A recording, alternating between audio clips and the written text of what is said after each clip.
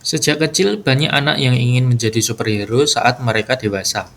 Biasanya kita ingin menjadi kuat seperti Superman, berlari dengan cepat seperti Flash, gahar dan ganas seperti Hulk, dan masih banyak lagi. Apalagi dengan film Power Rangers yang sangat populer saat kita masih kecil. Sungguh keren rasanya apabila kita bisa memiliki kekuatan seperti superhero yang kita sukai demi membalas kejahatan. Dulu kamu juga pasti menginginkannya. Berikut ini ada film-film tentang remaja berkekuatan super yang paling keren dan terbaru. Yang pertama ada Chronicle. Film ini akan bercerita tentang tiga orang remaja laki-laki bernama Matt, Andrew, dan Steve, yang secara tak sengaja menemukan sebuah lubang aneh di bawah tanah mirip gua. Saat mereka memasuki lubang itu, ketiga remaja ini bisa memiliki kemampuan telekinetik secara misterius. Andrew adalah yang terkuat di antara mereka, yang bisa menggerakkan benda dan bahkan terbang tinggi melintasi awan. Awalnya semuanya nampak seru, karena mereka bisa melakukan berbagai hal menakjubkan. Namun saat emosi Andrew mulai tak stabil, semuanya jadi kacau. Film ini akan diceritakan dalam bentuk vlog atau found footage melalui kamera yang selalu dibawa Andrew. Hal yang bikin film ini seru adalah kemampuan para remaja ini yang mampu terbang dengan kecepatan luar biasa layaknya Superman. Cuma saya agak kurang suka dengan film yang disajikan dengan format found footage seperti ini. Terus pemicu klimaks dari filmnya itu sebenarnya agak aneh ya. Benar-benar orang aneh si Andrew ini. Bisa emosional sekali untuk alasan yang tidak jelas. Yang kedua ada I Am Number 4. Bercerita tentang sekelompok alien yang harus bersembunyi di planet bumi. Mereka terus dihantui oleh para pemburu yang ingin membunuh mereka berdasarkan suatu urutan nomor. Dan kini giliran nomor 4 yang akan dibunuh. Dia bernama John Smith, seorang remaja biasa yang sedang bimbang dengan kehidupannya. John sering berpindah dari kota ke kota untuk kabur dan bertahan hidup.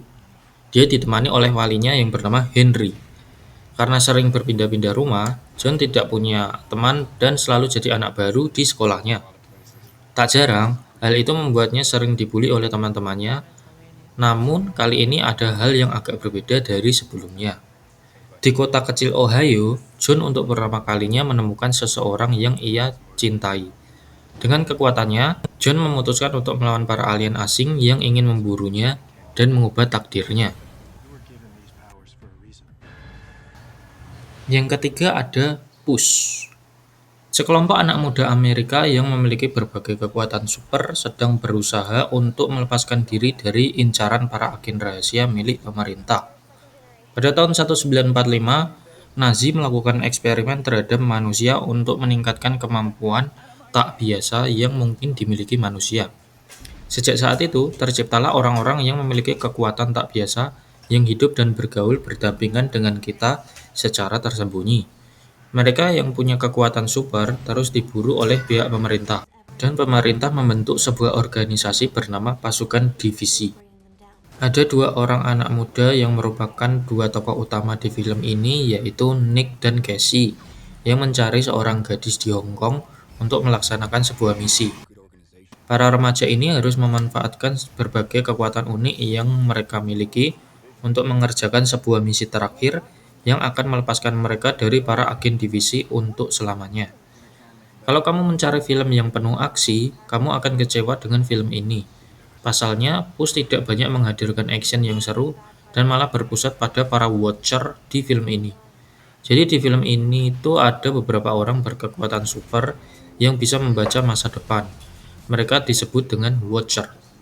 Jadi filmnya malah berfokus pada takdir yang berusaha dimanipulasi oleh beberapa kubu yang sedang berseteru di film ini.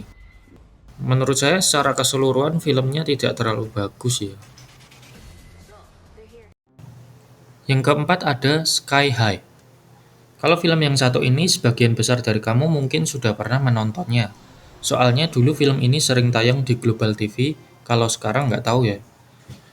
Will Stronghold adalah anak dari dua orang superhero terkenal bernama Steve dan Josie. Mereka berdua adalah superhero yang sangat kuat dengan kemampuan mereka yang bisa terbang di udara dengan sangat cepat. Sebentar lagi Will akan dikirim ke sekolah Sky High, sebuah sekolah rahasia untuk anak-anak yang memiliki kekuatan super melebihi manusia biasa. Di sekolah khusus itu, mereka dilatih untuk menjadi superhero handal yang akan melawan para penjahat. Namun Will sebenarnya belum tahu tentang kekuatan super apa yang ada dalam dirinya, sehingga itu membuatnya gelisah dan minder. Di Sky High ada dua tipe murid, yaitu superhero dan asisten superhero.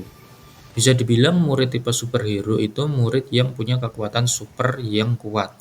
Lalu asisten superhero itu adalah murid yang kekuatannya nggak seberapa, makanya cuma jadi asisten. Will berpikir nampaknya dirinya akan jadi asisten saja dan bukan superhero. Namun saat Will telah menemukan kekuatan sejatinya, sekarang ia harus belajar untuk setia dan bekerja sama dengan timnya demi menjadi seorang pahlawan yang sesungguhnya. Yang kelima ada iBoy. Tokoh utamanya bernama Tom yang mengalami suatu tragedi di mana ia ditembak di kepala sehingga mengakibatkan Tom harus dirawat di rumah sakit karena koma dan sebagian serpian dari smartphone miliknya masuk ke dalam otaknya. Berkat serpihan smartphone itu, Tom jadi semacam cyborg yang jago meretas sistem komputer manapun. Ya memang aneh banget dari sedikit plot yang barusan saya bacakan. Tapi kisah From Zero to Hero untuk sebagian orang selalu menarik untuk diperhatikan. Sekali lagi, film hacker-hackeran super klise besutan Netflix. Filmnya terasa sepi. Mungkin itu karena hanya berlatar pada sebuah kota kecil dengan masalah klasik balas dendam untuk sang pujaan hati. Yang keenam ada The Covenant. Film yang satu ini nggak recommended untuk ditonton ya, karena ceritanya yang sulit dipahami, penjelasan yang kurang detail, dan animasi aksi yang mirip kayak film azab kubur di pertelevisian Indonesia. Soalnya adegan-adegan terbang di film ini mirip banget kayak kuntilanak yang terbang di kisah-kisah azab kubur Indonesia. Ceritanya itu tentang sekelompok remaja berusia 18 tahun yang punya kekuatan unik dan misterius. Saya bilang unik karena nggak jelas kemampuannya ini bisa apa aja. Kalau saya perhatikan ada yang bisa mengembalikan waktu, misalnya kayak benda rusak jadi utuh kembali. Bisa terbang dan nggak hancur badannya walau jatuh di ketinggian.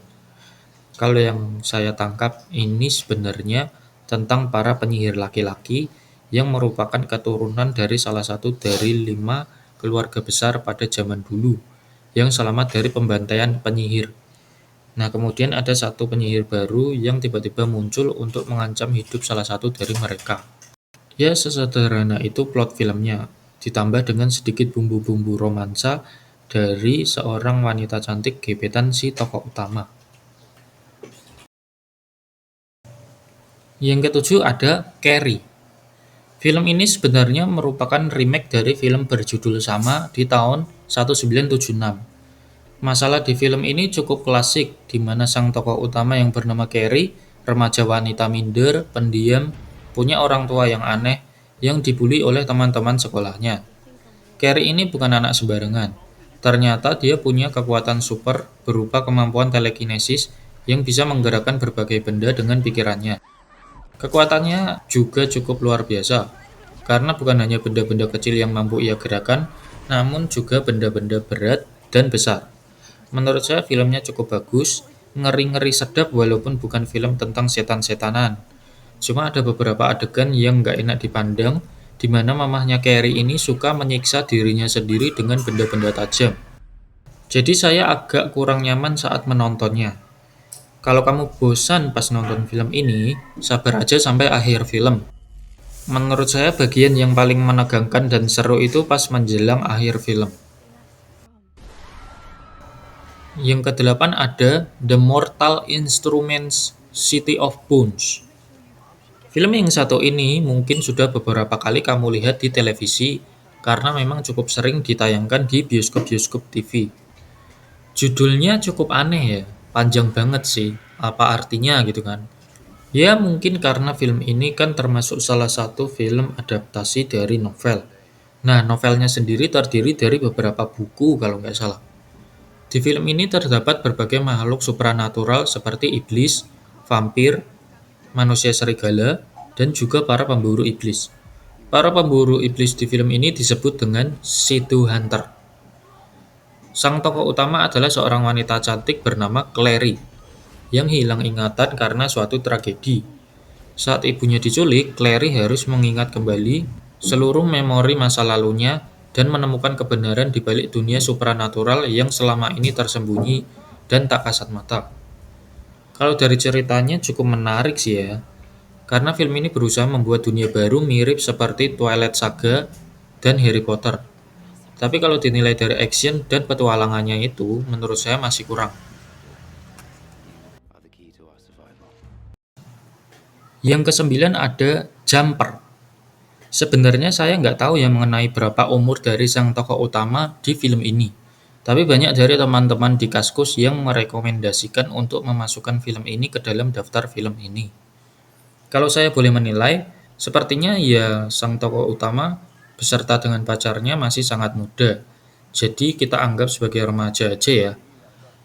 Apa yang akan kamu lakukan jika kamu memiliki kemampuan teleportasi? Kamu bisa berpindah tempat kapanpun dan dimanapun kamu mau tanpa efek samping apapun. Bercerita tentang kisah seorang remaja bernama David Rice.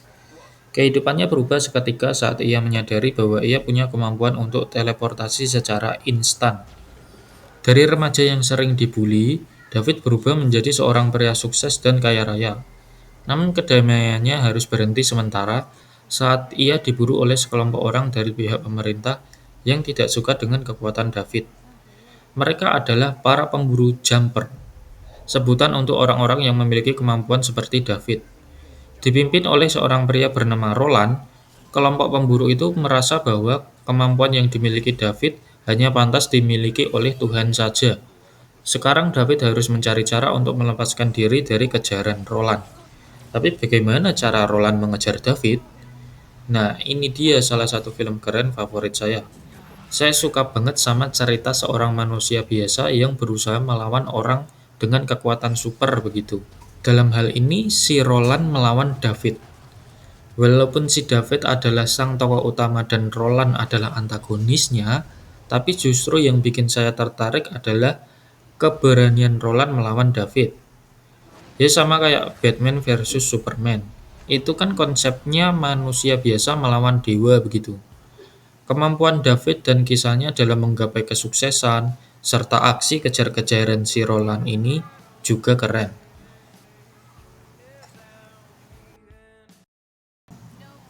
Jadi itu dia daftar film bertema remaja berkekuatan super. Kira-kira waktu kecil kamu pengen punya kekuatan super apa nih? Dan kalau misalnya kamu punya rekomendasi film bertema yang mirip, jangan lupa tulis di kolom komentar supaya saya juga bisa mencoba menontonnya.